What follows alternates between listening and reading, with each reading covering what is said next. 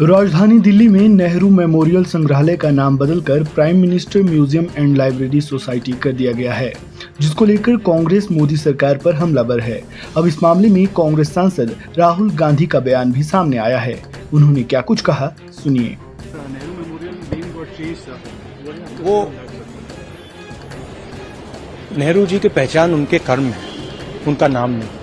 दरअसल राहुल गांधी गुरुवार को लद्दाख की यात्रा पर रवाना हुए। इस दौरान जब वो एयरपोर्ट पहुंचे तो मीडिया कर्मियों ने उनसे नेहरू संग्रहालय को लेकर सवाल पूछा, जिस पर उन्होंने कहा कि नेहरू जी की पहचान उनके कर्म है, न कि उनका नाम। आपको बता दें कि नेहरू मेमोरियल का नाम परिवर्तन सोमवार 14 अगस्त से प्रभावी हो गया है। केंद्र सरकार ने नृपेंद्र मिश्रा को पीएम म्यूजियम एंड लाइब्रेरी की कार्यकारी परिषद का अध्यक्ष बनाया है। आज तक की खबर के मुताबिक नृपेंद्र मिश्रा इससे पहले प्रधानमंत्री नरेंद्र मोदी के मुख्य सचिव थे। नेहरू मेमोरियल का नाम बदलने के बाद इसे लेकर सियासत भी तेज हो गई है। कांग्रेस और बीजेपी नेताओं में जुबानी जंग भी शुरू हो गई है। सर, एक सवाल ये भी है कि नेहरू मेमोरियल म्यूजियम जो है उसका नाम अब बदलकर प्राइम मिनिस्टर मेमोरियल म्यूजियम हो गया है। हालांकि उसको लेकर भी विपक्ष का कटाक्ष सामने आ रहा है। जयराम रमेश ने कहा है कि नेहरू की विरासत को मिटाने की जिस तरीके से कोशिश की जा रही है, क्षुब्ध मानसिकता है इस तरीके का।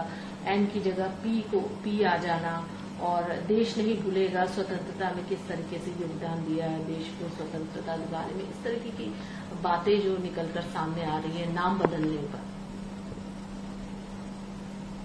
देखिए, मैं इसमें यही बात कह सकता हूं कि ये देश सबका है और ये देश किसी व्यक्ति के माध्यम से नहीं, ये देश एक व्यवस्था और एक संस्था के माध्यम से। रियासतों का दौर अब इस देश में नहीं रहा, लोकतंत्र है। तो लोकतंत्र में व्यक्ति नहीं बल्कि पूरा जनता सम्मिलित होती है।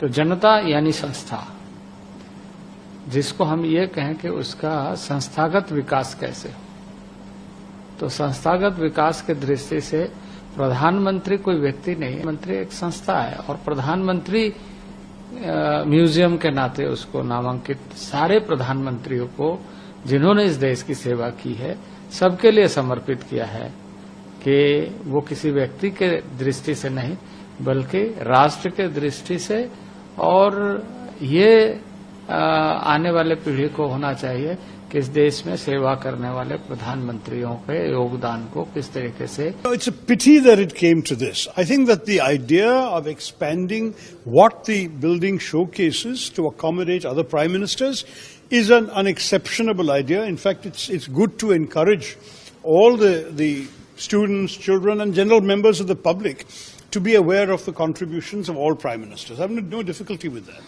But in the process, it's rather petty to take away the name of the first Prime Minister who led the interim government, who was Prime Minister upon independence, who was so far the longest serving Prime Minister at 17 years. You could have continued calling it the Nehru Memorial Prime Minister's Museum and Library. You don't have to refuse to add other Prime Ministers, you can put that, but also keep the original name. This pettiness is unfortunate, and it shows a certain bitterness towards our own historical past, which I believe is not worthy of a government that has such a good majority, so much confidence in themselves. They should at least show that big-heartedness that you expect that comes with a big majority. आपको बता दें कि प्रधानमंत्री नरेंद्र मोदी ने 2016 में एक विचार रखा था। पीएम मोदी ने कहा था कि 3 मूर्ति परिसर के अंदर भारत के सभी प्रधानमंत्रियों को समर्पित एक संग्रहालय होना चाहिए। पीएम मोदी के इस विचार पर नेहरू मेमोरियल की कार्यकारी परिषद ने 25 नवंबर 2016 को अपनी मंजूरी दे दी थी। अब ये परियोजना पूरी हो गई है और इसे जनता के लिए 21 अप्रैल 2022 को खोल दिया गया था।